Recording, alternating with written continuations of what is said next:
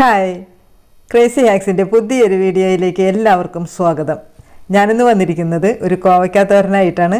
അപ്പോൾ കോവയ്ക്ക ഇഷ്ടപ്പെടാത്തവരും കഴിക്കുന്ന രീതിയിലാണ്, ഇഷ്ടപ്പെടുന്ന രീതിയിലാണ് ഞാൻ ഈ കോവയ്ക്ക തോരൻ തയ്യാറാക്കിയിരിക്കുന്നത്. അപ്പോൾ വീഡിയോ ഇഷ്ടപ്പെടുവാണെങ്കിൽ സബ്സ്ക്രൈബ് ചെയ്യാനും ലൈക്ക് ചെയ്യാനും കമൻറ്റ് ചെയ്യാനും ഒന്നും മറക്കണ്ട. അപ്പോൾ നമുക്ക് ഈ അടിപൊളി തോരൻ എങ്ങനെയാണ് തയ്യാറാക്കണമെന്ന് നോക്കാം. അപ്പോൾ നമുക്ക് തുടങ്ങാം.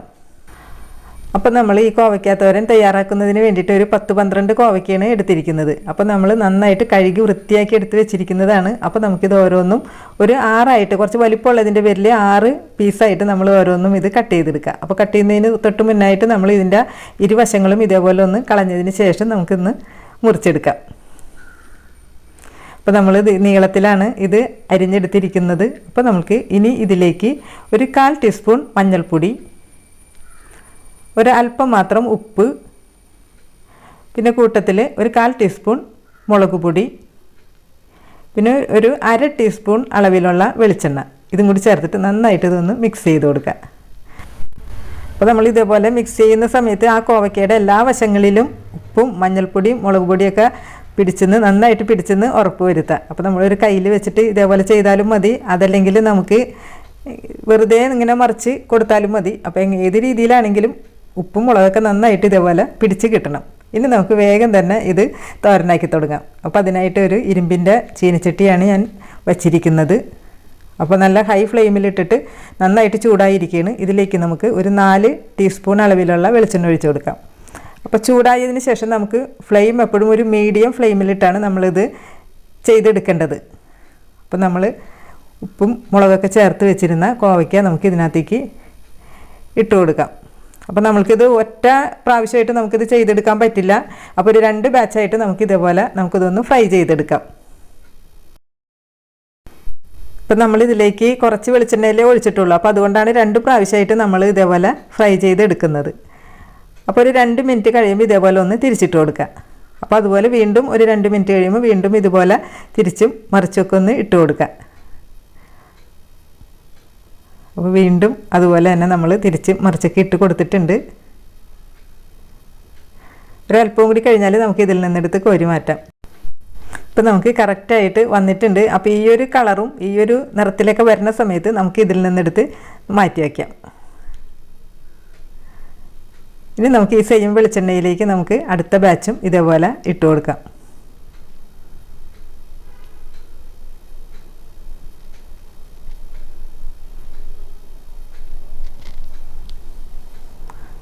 അപ്പോൾ ഈ ചെയ്തതും നമുക്ക് ഇതേപോലെ തന്നെ ഒരു 2 മിനിറ്റ് കഴിയുമ്പോൾ ഒന്ന് തിരിച്ചും മറിച്ചൊക്കെ ഇട്ട് കൊടുത്ത് അങ്ങനെ മൊത്തത്തിൽ നമുക്ക് ഓരോ ബാച്ചിനും എടുത്ത സമയം ഒരു 6-7 മിനിറ്റ് നേരമാണ്.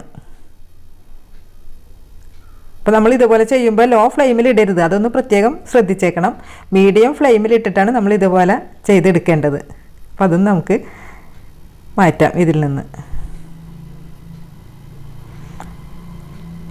ഇനി നമുക്കിത് നീക്കി വെച്ചിട്ട് നമുക്ക് ഈ സെയിം വെളിച്ചെണ്ണയിൽ തന്നെയാണ് ബാക്കിയുള്ള കാര്യങ്ങൾ നമ്മൾ ചെയ്യുന്നത്. അപ്പോൾ ഈ വെളിച്ചെണ്ണയുടെ അളവ് എന്ന് പറഞ്ഞാൽ 4 ടേബിൾ സ്പൂണാണ് നമ്മൾ ഇതിനകത്തേക്ക് ആകെ ഒഴിച്ചിരിക്കുന്നത്.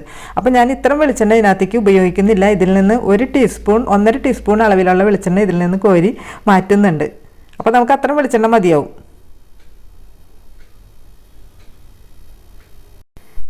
ഇനി നമുക്ക് ഈ വെളിച്ചെണ്ണയിലേക്ക് ആദ്യമായി നമ്മൾ ചേർത്ത് കൊടുക്കുന്നത് 2 ടീസ്പൂൺ അളവിലുള്ള ചെറുപയർ പരിപ്പ്. അത് നന്നായിട്ട് ഒന്ന് കഴുകിയതിന് ശേഷം നമ്മൾ ഇതിനകത്തേക്ക് ചേർത്ത് കൊടുക്കുക. അപ്പോൾ ആ ചെറുപയർ പരിപ്പിൻ്റെ കളറൊക്കെ ഒന്ന് ചെറുതായിട്ടൊന്ന് മാറി വരുന്ന സമയത്ത് ഇതിനകത്തേക്ക് നമ്മളിനി ചേർത്ത് കൊടുക്കുന്നത് ഒരു ചെറിയ പീസ് ഇഞ്ചി ചെറുതായിട്ടൊന്ന് അരിഞ്ഞത്.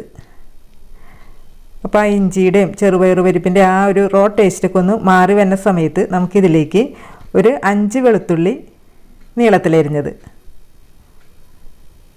കൂടെ തന്നെ ഒരു 10 ചെറിയ ഉള്ളി നീളത്തിലരിഞ്ഞത്, അതും കൂടി ചേർത്തിട്ട് വീണ്ടും ഒന്നും കൂടി ഒന്ന് വഴറ്റി കൊടുക്കുക.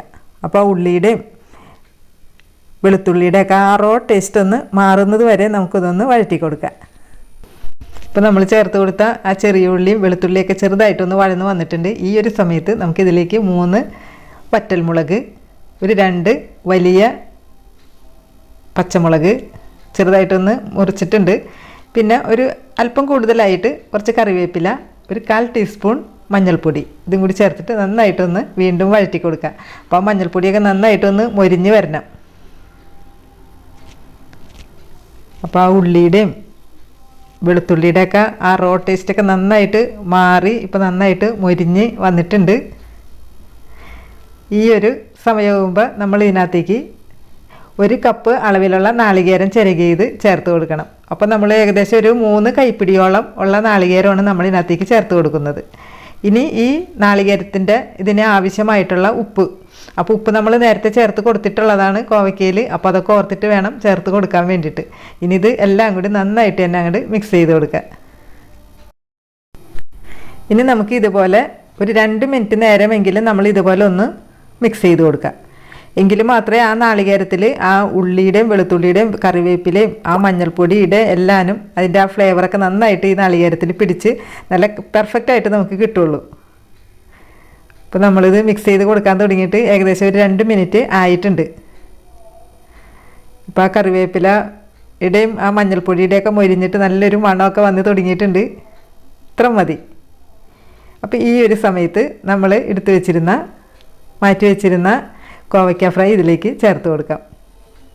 അതിനുശേഷം വീണ്ടും ഒന്നും കൂടി നമുക്കൊരു 1 മിനിറ്റ് നേരം ഒന്നും കൂടി മിക്സ് ചെയ്ത് കൊടുക്കാം. അപ്പോൾ മാത്രമേ ആ കോവയ്ക്കയിൽ അതിൻ്റെ എരിവും, അപ്പോൾ ഈ സമയത്ത് നമ്മൾ എരിവ് നോക്കട്ടോ. പച്ചമുളകിൻ്റെ എരിവ് കൂടുതൽ വേണമെന്നുണ്ടെങ്കിൽ 1 മുളകും കൂടിയൊക്കെ ചേർത്ത് കൊടുക്കുക. അപ്പോൾ ഈ ഒരു രീതിയിൽ ആവുമ്പോൾ നമുക്ക് ഫ്ലെയിം ഓഫ് ചെയ്യാം. അപ്പോൾ നല്ല വെതറിയാണ് കിടക്കുന്നത്. അപ്പോൾ നമ്മൾ ചേർത്ത് കൊടുത്ത ആ കോവയ്ക്കയുടെയൊക്കെ ആ ഗ്രീൻ കളർ ഇപ്പോഴും അതുപോലെ തന്നെയാണ് ഇരിക്കുന്നത്. അപ്പോൾ ഏത് കഴിക്കാത്തവരും കോവയ്ക്ക് ഇഷ്ടമല്ലാത്തവരും ഈ ഒരു തോരനുണ്ടെങ്കിൽ അടിപൊളിയായിട്ട് ചോറ് നന്നായിട്ട് കഴിച്ചോളും. ഒരല്പം തൈരും കൂടി ഉണ്ടെങ്കിൽ വേറെ ഒന്നും വേണ്ട. അപ്പോൾ ഈ വീഡിയോ എല്ലാവർക്കും ഇഷ്ടപ്പെട്ടെന്ന് കരുതുന്നു. ഇഷ്ടപ്പെടുവാണെങ്കിൽ സബ്സ്ക്രൈബ് ചെയ്യാനും ലൈക്ക് ചെയ്യാനും കമൻറ്റ് ചെയ്യാനും മറക്കണ്ട. അപ്പോൾ നമുക്ക് നല്ലൊരു വീഡിയോ ആയിട്ട് വീണ്ടും വരാം. അതുവരേക്കും എല്ലാവരും ഹാപ്പി ആയിട്ടിരിക്കുക. ടാറ്റാ.